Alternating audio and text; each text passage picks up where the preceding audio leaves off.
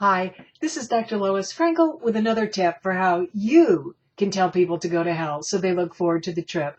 Today I want to talk about how you are seen and heard, because that's really important. We've all had this happen, and I know I've had it happen, where you speak up in a meeting and you're just kind of ignored, or you ask a question and nobody responds, or you give your opinion and it's like it goes on to a different subject. And nothing can make you feel smaller.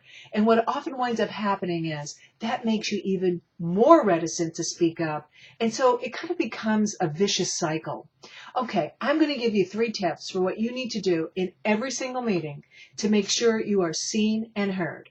First, you're going to sit at the table.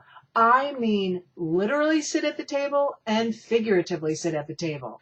What I've seen women do, if a conference room is going to be crowded and there's chairs at the table and there's chairs on the side, women will often take the ones on the side to leave the ones at the table for people who are more important.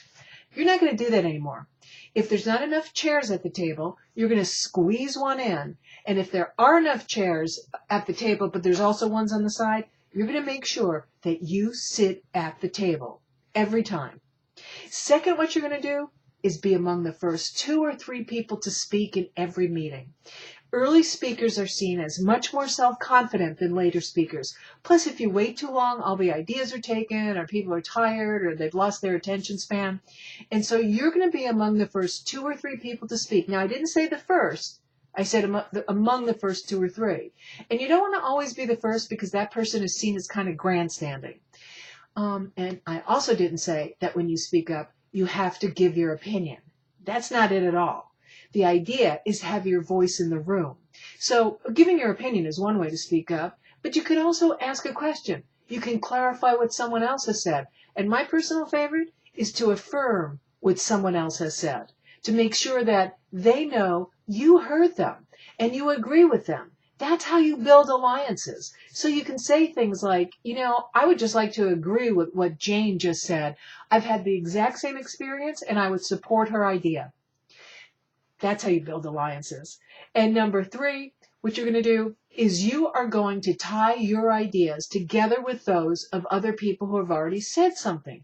And this lets people know that you have been listening the entire time, and it's going to increase the likelihood that other people will listen to you. So it might sound something like this. Gee, if I heard you correctly, Joe, you just said that we need to change our marketing plan by the 3rd quarter of next year. And I'd like to agree with that, because that's an idea I can support.